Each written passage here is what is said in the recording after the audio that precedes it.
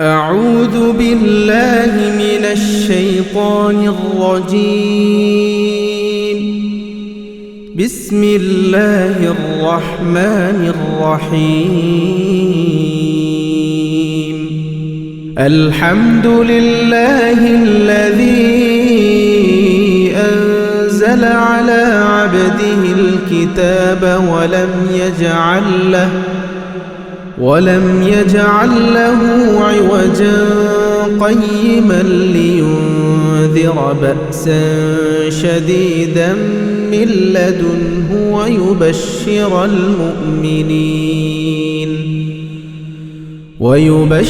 المؤمنين الذين يعملون الصالحات أن لهم أجرا حسنا ماكثين فيه أبدا وينذر الذين قالوا اتخذ الله ولدا ما لهم به من علم ولا لآبائهم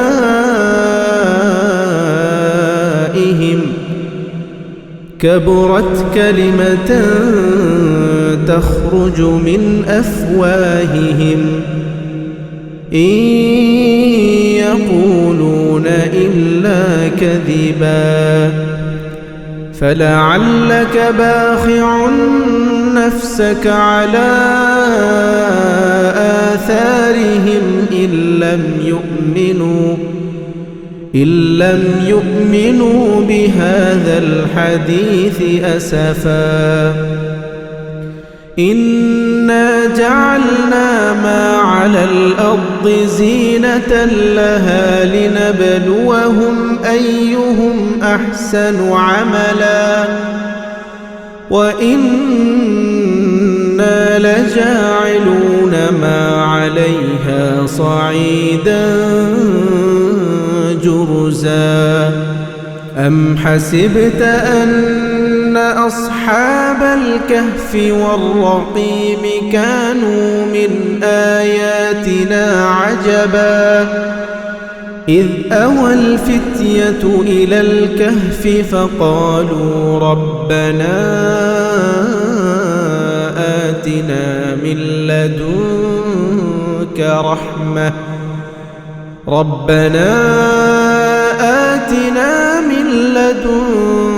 رحمة وهيئ لنا من أمرنا رشدا فضربنا على آذانهم في الكهف سنين عددا ثم بعثناهم لنعلم أي الحزبين أحصى لما لبثوا أمدا نحن نقص عليك نبأهم بالحق إنهم فتية آمنوا بربهم وزدناهم هدى وربطنا على قلوبهم إذ قاموا فقالوا ربنا رب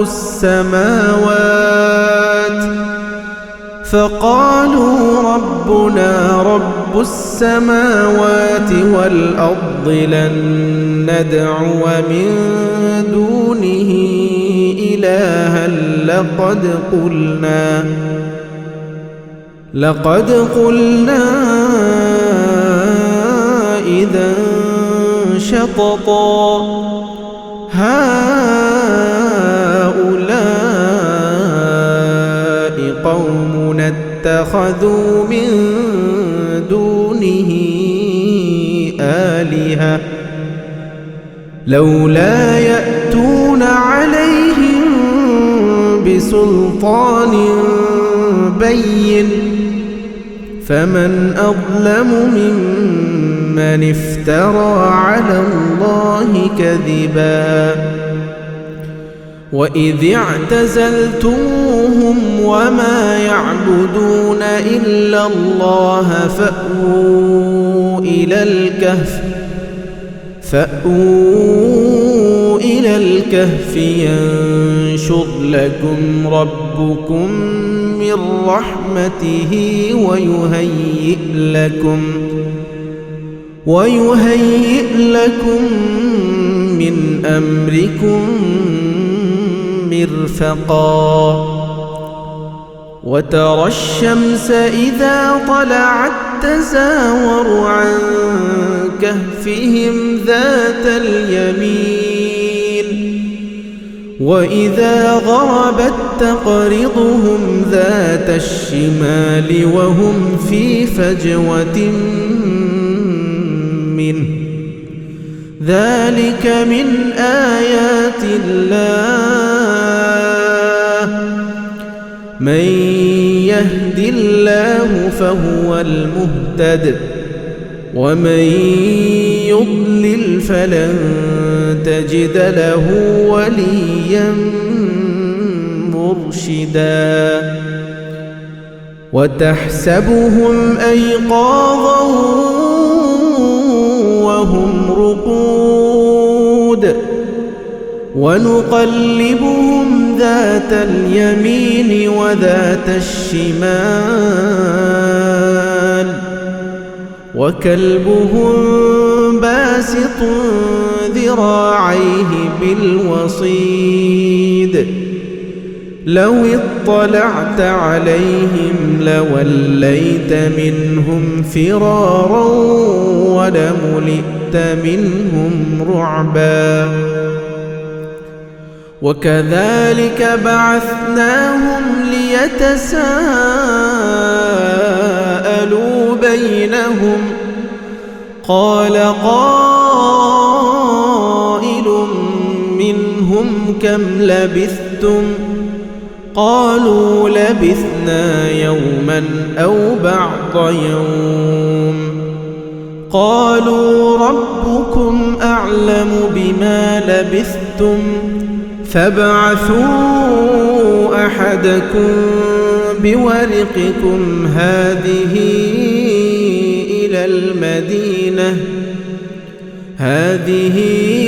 إلى المدينة فلينظر أيها أزكى طعاما فليأتكم برزق منه وليتلطف ولا يشعرن بكم أحدا إنهم إن يظهروا عليكم يرجموكم أو يعيدوكم في ملتهم ولن تفلحوا إذا أبدا وكذلك أعثرنا عليهم ليعلموا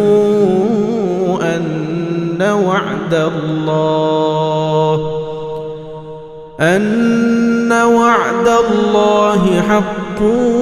وأن الساعة لا ريب فيها إذ يتنازعون بينهم أمرهم فقالوا ابنوا عليهم بنيانا ربهم أعلم بهم قال الذين غلبوا على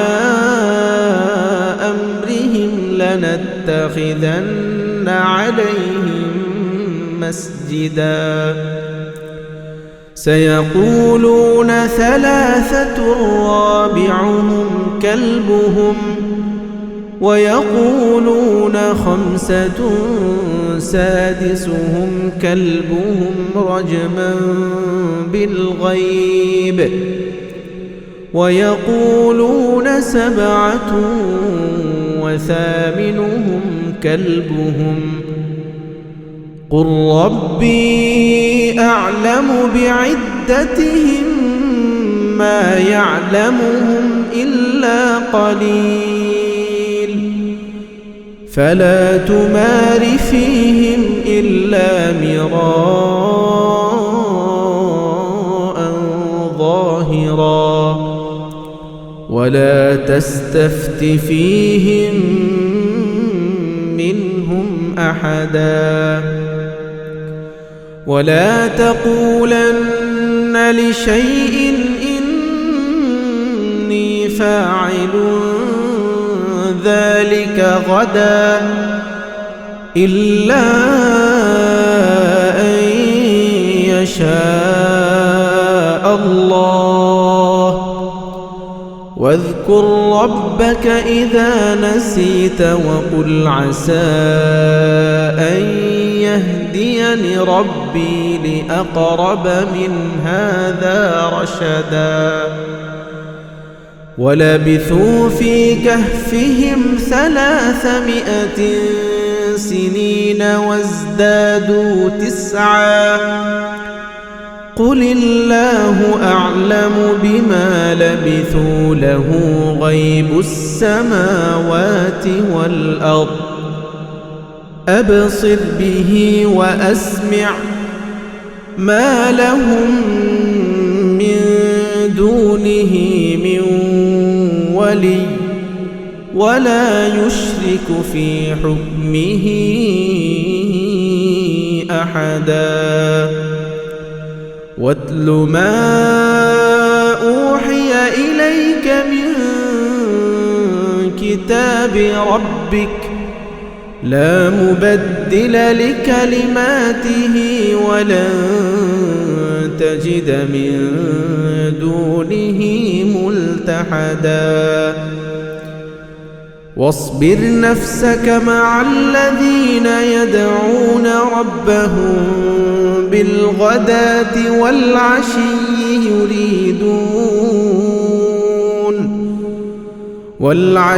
يريدون وجهه ولا تعد عيناك عنهم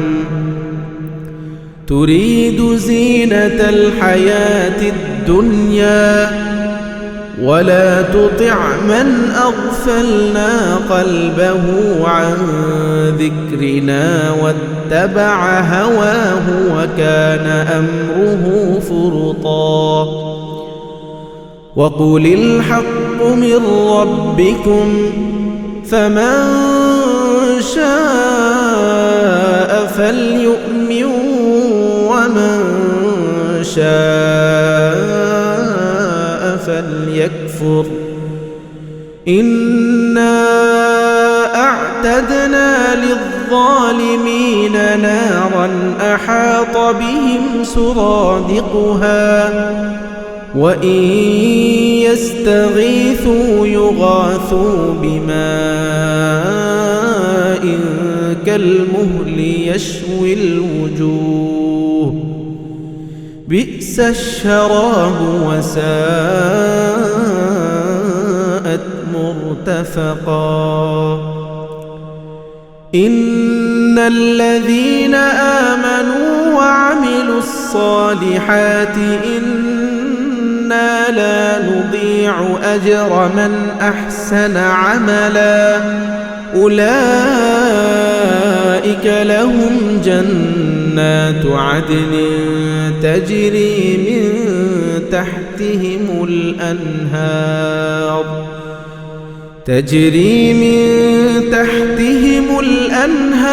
يحلون فيها من أساور من ذهب ويلبسون ثيابا خضرا من سندس وإستبرق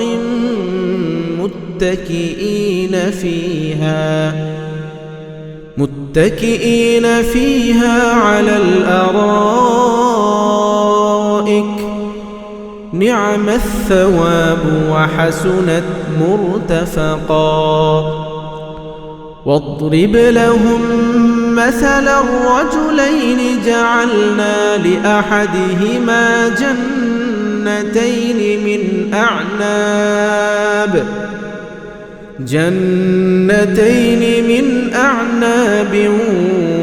وحففناهما بنخل وجعلنا بينهما زرعا كلتا الجنتين آتت أكلها ولم تظلم منه شيئا وفجرنا خلالهما نهرا وكان له ثمر فقال لصاحبه وهو يحاوره أنا أكثر منك مالا وأعز نفرا ودخل جنته وهو ظالم لنفسه قال ما أظن أن تبيد هذه أبدا وما أظن الساعة قائمة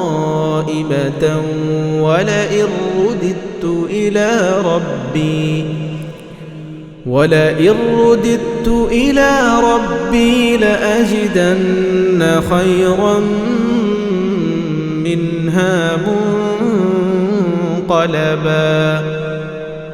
قال له صاحبه وهو يحاوره أكفرت بالذي خلقك من تراب ثم من نطفة ثم سواك رجلا لكن هو الله ربي ولا أشرك بربي أحدا ولولا إذ دخلت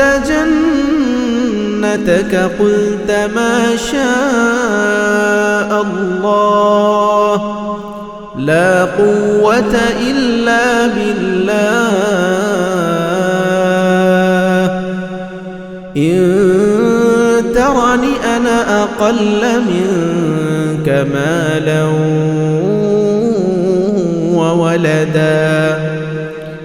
فعسى ربي أن يؤتيني خيرا من جنتك ويرسل عليها حسبانا من السماء فتصبح صعيدا زلقا أو يصبح ماؤها غورا فلن تستطيع له طلبا وأحيط بثمره فأصبح يقلب كفيه على ما أنفق فيها وهي خاوية على عروشها ويقول يا ليتني لم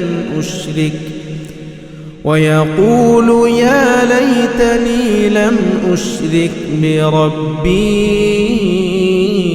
أحدا ولم تكن له فئة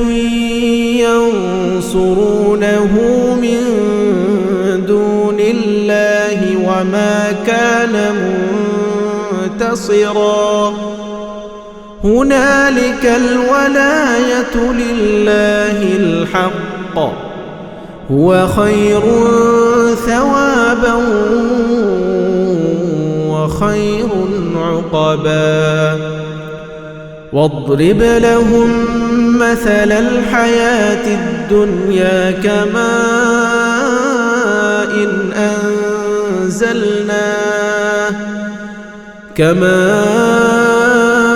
إن أنزلناه من السماء فاختلط به نبات الأرض فأصبح هشيما تذروه الرياح وكان الله على كل شيء مقتدرا. المال والبنون زينة الحياة الدنيا، والباقيات الصالحات خير عند ربك ثوابا وخير أملا. ويوم نسير الجبال وترى الأرض بارزة وحشرناهم فلم نغادر منهم أحدا وعرضوا على ربك صفا لقد جئتمونا كما خلقناكم أول مرة بل زعمتم أن لن نجعل لكم موعدا. ووضع الكتاب فترى المجرمين مشفقين مما فيه ويقولون يا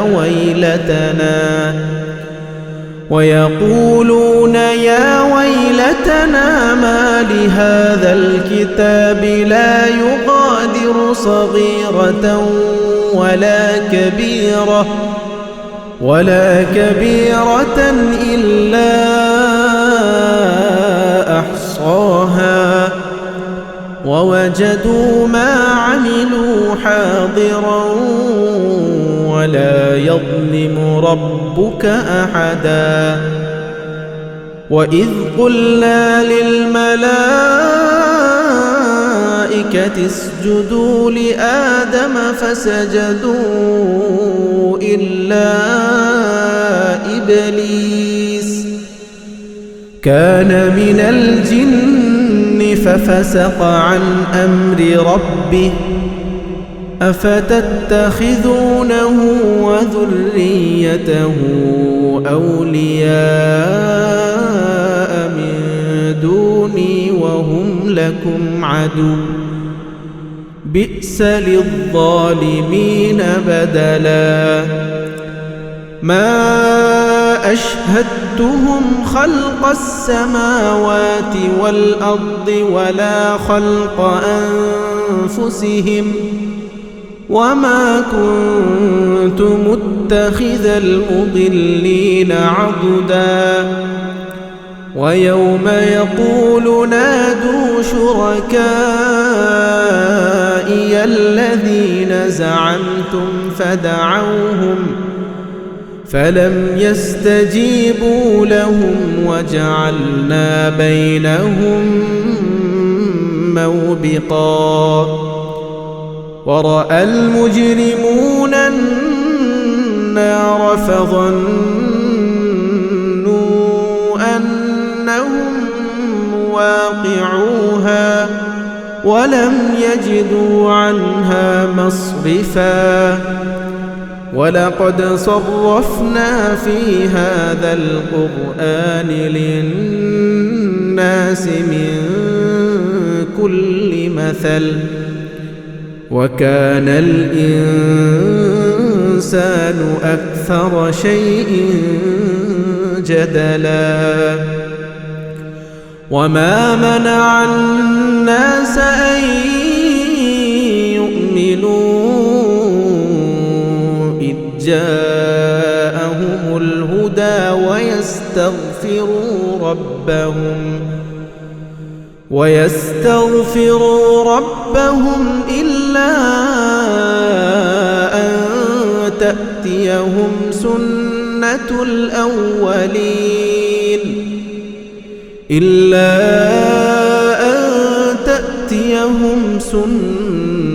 الأولين أو يأتيهم العذاب قبلا.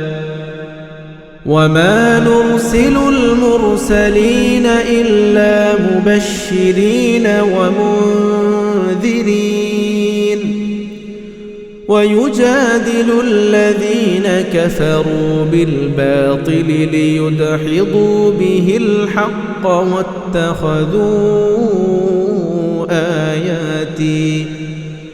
واتخذوا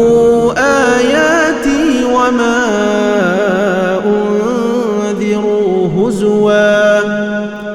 ومن أظلم ممن ذكر بآيات ربه فأعرض عنها ونسي ما قدمت يداه إنا جعلنا على قلوبهم أكنة أن يفقهوه وفي آذانهم وقرا وإن تدعهم إلى الهدى فلن يهتدوا إذن أبدا وربك الغفور ذو الرحمة لو يؤاخذهم بما كسبوا لعجل لهم العذاب بل لهم موعد لن يجدوا من دونه موئلا وتلك القرى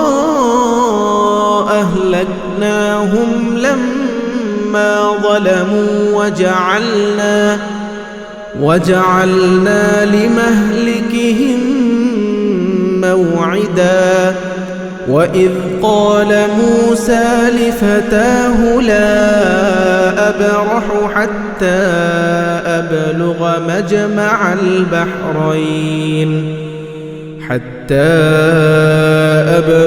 مجمع البحرين أو أمضي حقبا فلما بلغا مجمع بينهما نسيا حوتهما فاتخذ سبيله في البحر سربا فلما جاوزا قال لفتاه آتنا غداءنا لقد لقينا من سفرنا هذا نصبا قال أرأيت إذ أوينا إلى الصخرة فإني نسيت الحوت وما أنسانيه إلا الشيطان أن أذكره واتخذ سبيله في البحر عجبا قال ذلك ما كنا نبغ فارتدا على آثارهما قصصا فوجدا عبدا من عبادنا آتيناه رحمة من عندنا وعلمناه من لدنا علما قال له موسى هل أتبعك على أن تعلمني مما علمت رشدا قال إنك لن تستطيع معي صبرا وكيف تصبر على ما لم تحط به خبرا قال ستجدني إن شاء الله صابرا ولا أعصي لك أمرا قال فإن اتبعتني فلا تسألني عن شيء حتى أحدث لك منه ذكرا فانطلقا حتى إذا ركبا في السفينة قال أخرقتها لتغرق أهلها لقد جئت شيئا إمرا قال ألم أقل إنك لن تستطيع معي صبرا قال لا تؤاخذني بما نسيت ولا ترهقني من أمري عسرا فانطلقا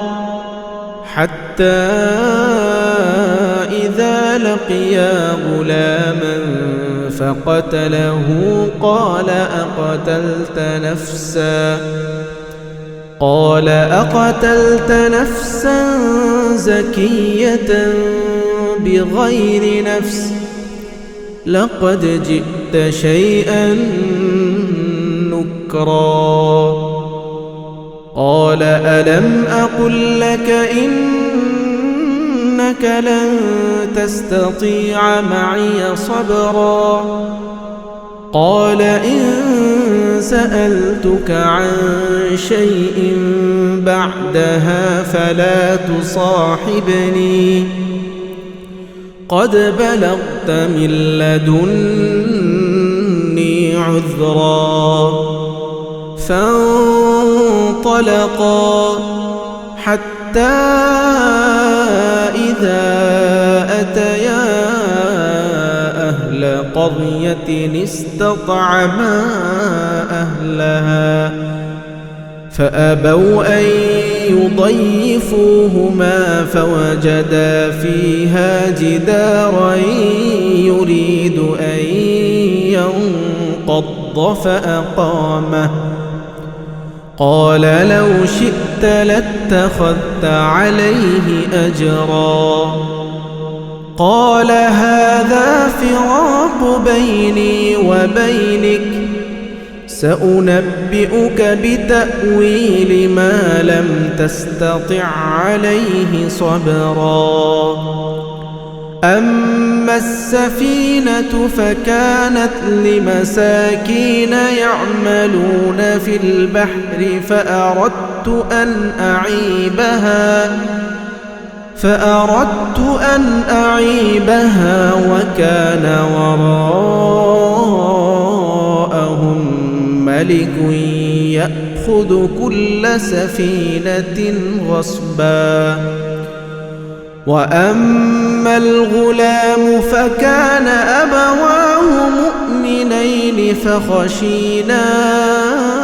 أن يرهقهما طغيانا وكفرا فأردنا أن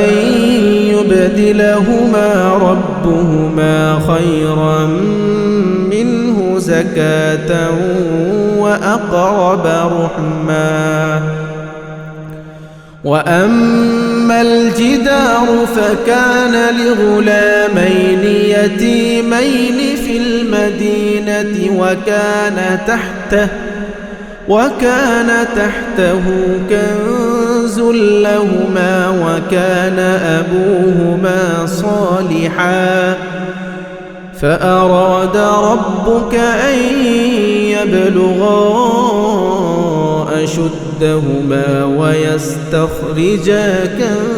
كنزهما رحمة من ربك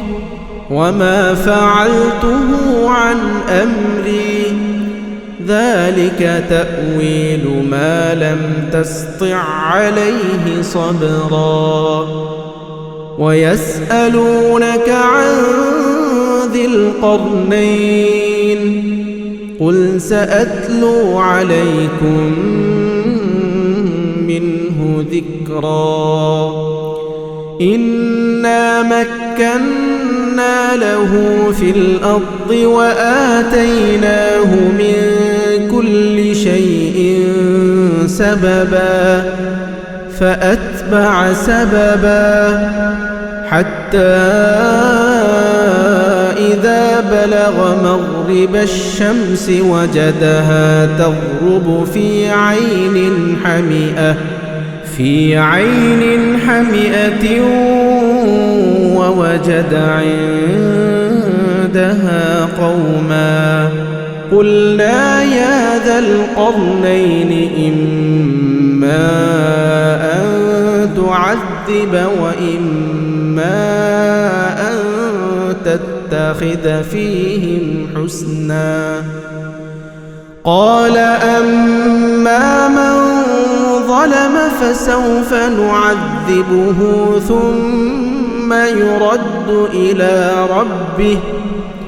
ثم يرد إلى ربه فيعذبه عذابا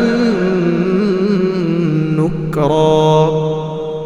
وأما من آمن وعمل صالحا فله جزاء الحسنى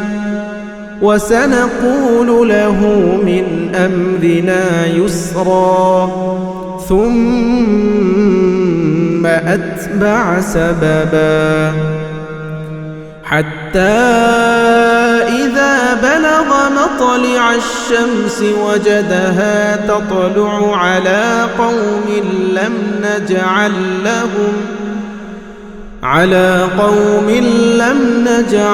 لهم من دونها سترا كذلك وقد أحطنا بما لديه خبرا ثم أتبع سببا حتى إذا بلغ بين السدين وجد من دونهما قوما لا يكادون يفقهون قولا قالوا يا ذا القرنين إن يأجوج ومأجوج مفسدون في الأرض فهل نجعل لك خرجا على أن تجعل بيننا وبينهم سدا قال ما مكني فيه ربي خير فأعينوني بقوة أجعل بينكم وبينهم ردما آتوني زبر الحديد حتى إذا ساوى بين الصدفين قال انفخوا حتى إذا جعله نارا قال آتوني أفرغ عليه قطرا فما استطاعوا أن يظهروه وما استطاعوا له نقبا قال هذا رحمة من ربي فإذا جاء وعد ربي جعله دكاء وكان وعد ربي حقا وتركنا بعضهم يومئذ يموج في بعض ونفخ في الصور فجمعناهم جمعا وعرضنا جهنم يومئذ للكافرين عرضا الذين كانت أعينهم في غطاء عن ذكري وكانوا لا يستطيعون سمعا أفحسب الذين كفروا أن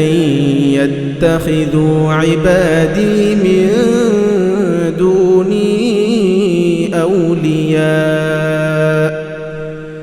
إنا أعتدنا جهنم للكافرين نزلا قل هل ننبئكم بالأخسرين أعمالا الذين ضل سعيهم في الحياة الدنيا وهم يحسبون أنهم يحسنون صنعا أولئك الذين كفروا بآيات ربهم ولقائه فحبطت أعمالهم فلا نقيم لهم يوم القيامة وزنا ذلك جزاؤهم جهنم بما كفروا واتخذوا آياتي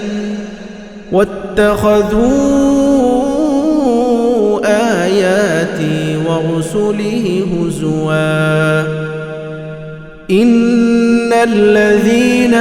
آمنوا وعملوا الصالحات كانت لهم جنات الفردوس نزلا خالدين فيها لا يبغون عنها حولا قل لو كان البحر مدادا لكلمات ربي لنفد البحر قبل أن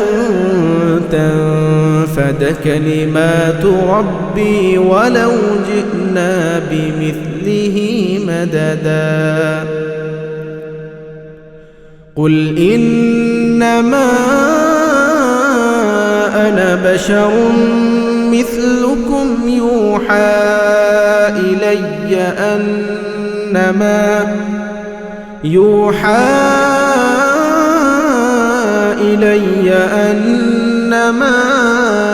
إلهكم إله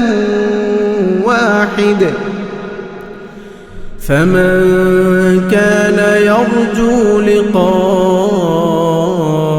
ربه فليعمل عملا صالحا ولا يشرك بعبادة ربه أحدا.